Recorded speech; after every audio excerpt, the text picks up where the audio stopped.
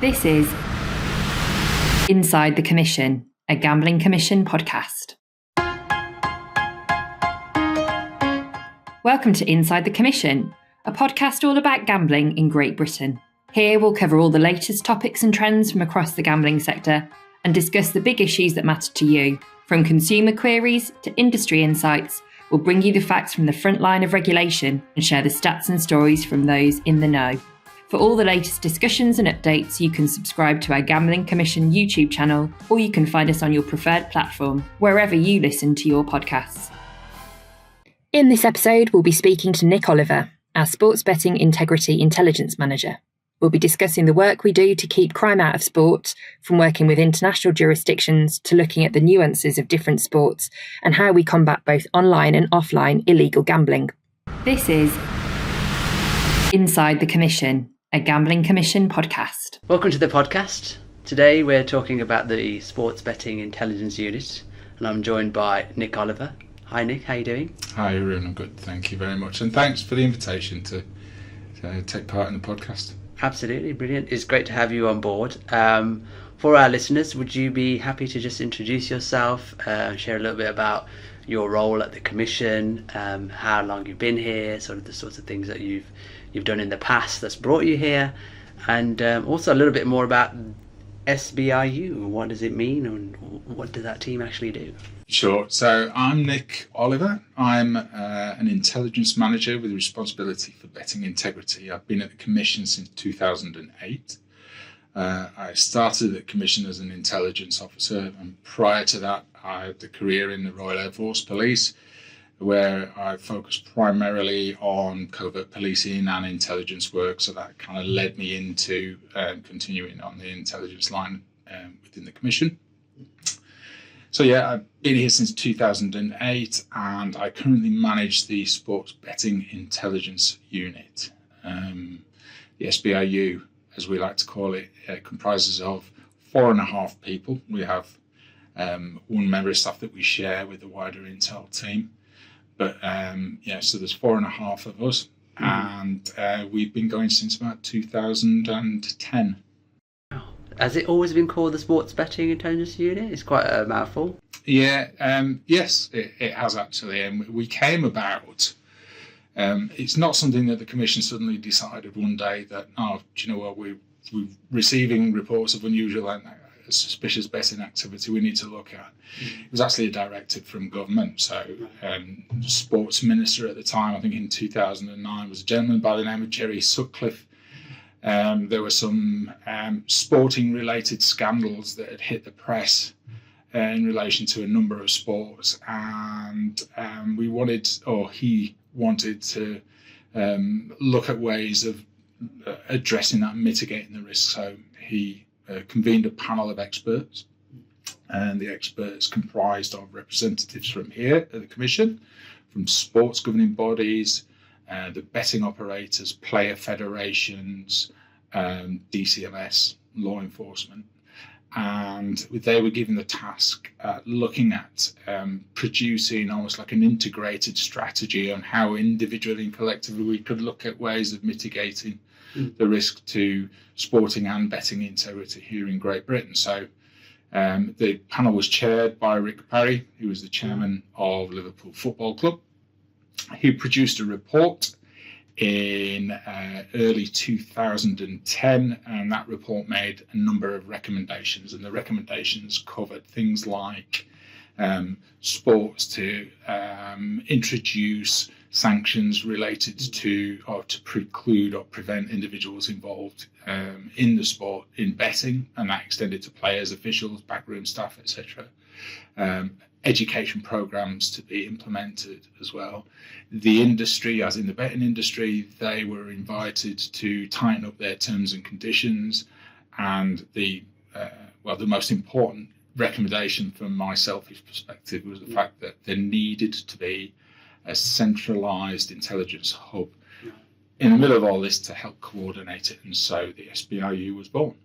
And it was determined at the time that the Gambling Commission was the ideal kind of location for it. Yeah, because of obviously our connection with the industry and our prosecutorial powers under the Act as well. Yeah. So you've come a long way since then, and we're here today to talk about betting integrity. For our listeners, what are we talking about when we're talking about integrity? It's quite a strong word. It's basically corruption related to betting, and that can take a number of guises. Most people like to call it match fixing, and because they call it match fixing, they immediately think it identifies with sport. But as we've seen over the last couple of years, it's not just sport. It's any markets that are used or exploited in any way, or corrupted in any way that others can advantage themselves from. And we've had cases in that relate to reality television, and obviously more recently politics as well. Yeah, so it's focusing on that corrupt element of the industry, I suppose, and trying to shine a light on that. We don't want to, in this podcast, we don't want to go into any specific cases or details for obvious reasons, but with your knowledge, obviously you've been around since the very inception of SBIU, there must be some cases or some periods where you thought, that was epitomises the work of what we do as a team. Well, look, there's absolutely some cases that are right out there in public domain. Famously, one of the earliest jobs that we started with was the Pakistani cricketers, who we assisted on that case. Not that we drove that case, but we assisted and supported that case. Some listeners may remember Piegate as well, which was a case around the FA Cup. More recently, we assisted the National Crime Agency with a multi-jurisdictional international conspiracy to try and corrupt footballers in the UK in about 2013-14. We've had cases more recently, just this year. We had our enforcement team out on a day of action that affected 3 arrests in relation to boxing, and we were instrumental in helping deliver some sanctions against table tennis players. So sadly, you can see that there's still work there, and it is unfortunate, but fortunate for me that my team, have a decent job to do, and there's plenty of work out there for us. Considering there's only, as you described, 4.5 of you doing that much is quite significant, isn't it? So that's really a massive positive. Okay, really helpful. I think that's really good background for us before we get into the questions.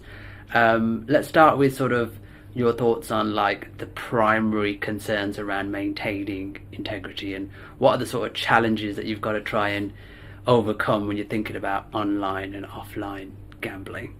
Are they slightly different? Well, obviously they are, because of the anonymity with retail betting as opposed to online betting. But I think for me, the primary concern is that we've got to. The main reason that we do what we do is because of the licensing objectives. Yeah. We've got to keep 2 of the 3 fundamental objectives are to keep crime out of gambling and to ensure that markets are fair and open. And regardless of whether betting integrity affects the remote side or the retail side, for me, I've got to think strategically about this, and it's an element of trust. If we think of sport and why people love sport the way that they do, and why gambling is such an acceptable pastime for some, it's about that unpredictability of sport that drives them to... Makes it exciting. Of course, it makes it exciting for them, and it invites them to, or makes them want to bet on that. And if you remove that unpredictability, then it's going to affect your spectatorship. So it's going to affect fans, which is going to have a result in ticket sales. It's going to affect broadcasters involved in that, the media rights. It's going to affect sponsorship, investment from brands in sport. It's going to affect the sport reputationally. It's incredibly damaging. And those that are involved in the fix don't potentially understand the adverse effects that it has on those honest participants that are going to be tarred with the same brush, in relation to match fixing. And ultimately, we've got to push towards the UK being recognised as a safe place, because the social, economic and political reputational damage that match fixing can cause it can be quite significant. And especially when you think of some of the major tournaments like the World Cup, the Olympics, we've got to be able to demonstrate that UK PLC is a safe country, and we've got a number of stakeholders involved in trying to ensure that we maintain the integrity not only of sport but of our betting markets as well. And if you were to talk about UK PLC in general, what would be your opinion on as a safe country? We are pretty strong on that, right? Do you know what? I'm incredibly proud of the work that we've done. Bearing in mind, we didn't get a manual presented to us on how to set up a sports betting intelligence unit. We are where we are today through trial and error and from finding our way. And I have to give a shout out to our industry. The betting industry have been phenomenal in supporting the work that we do and continue to be phenomenal in the work that supporting the work that we do, along with sports governing bodies that we routinely deal with and other integrity stakeholders. So it's absolutely been a real collaborative effort. Okay, no, that's really good. That sort of brings me on to the next natural question around sort of the regulatory channel, sort of challenges and the emerging threats around that. What are sort of some of the main hurdles that these stakeholders face, and how do we help them sort of overcome that? Well, I think, one of my favourite sayings is that, betting integrity is very much a global problem, and because it's a global problem, it needs a global approach. And we just touched on it there. We were talking about collaboration, and collaboration is absolutely key in this. You've got to have a diligent betting industry that is observant and that have controls in place to recognise this anomalous activity. You've got to have a sports governing body that has education programs to ensure that their participants are as educated and as up to speed as possible, and also that there's a deterrent there with sanctions. Because what we talk, and obviously an intelligence hub and a legislative kind of framework around to deal with this from a law enforcement perspective as well. But what we're talking about in terms of the recipe for betting integrity and the global kind of footprint that it's got. What we see is you could have an event taking place in one country and unusual activity, emerging in a completely different continent. And so, we need to be connected. We need to have the way of sharing that information, of sharing expertise, sharing our knowledge. And that's the only way that we're going to kind of address it. And so it's important for us to have those connections and those relationships with our counterparts, literally on a global scale. And we do, don't we? My experience so far being at the Commission and dealing with some of these cases that you've sort of mentioned in the past, we have, quite strong roots with a lot of organisations, and we're quite well respected. Yeah, well, a fundamental element of that is what's called the Group of Copenhagen. So, to paint a picture, there is a Council of Europe treaty called the Macolin Convention. The Macolin Convention was pretty much, I wouldn't say that we designed all of it, but the Commission were instrumental in assisting with the design and structure of the Macolin Convention. And it is basically a framework or a blueprint on how to address match fixing in your country. Right. It's a treaty set up of 41 articles, and if you read that, you'll have an idea of how to deal with match fixing in your country, or the best way to approach it. Article 13 of that was basically built on the model that we employ here for the SBRU, in the terms that you need to have a central intelligence hub to help deal with that. It's called a national platform, and the Sports Betting Intelligence Unit, we are the operational arm of the UK's national platform.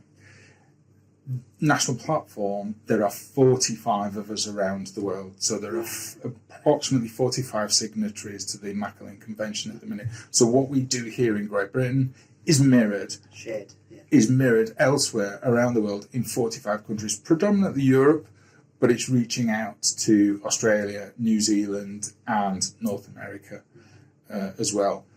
All of us collectively meet every quarter.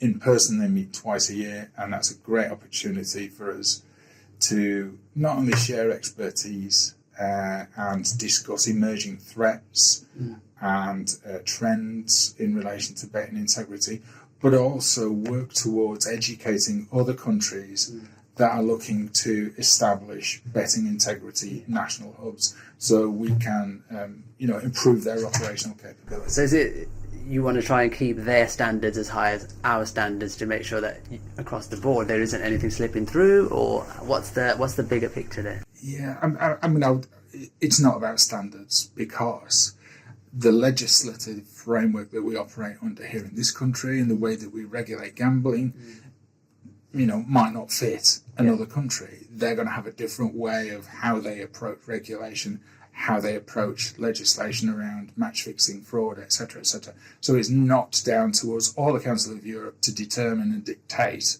how they do it. All it is these are the kind of things that you could use or you could have in place to help you if you were looking at addressing the issue of match fixing. This is Inside the Commission, a Gambling Commission podcast.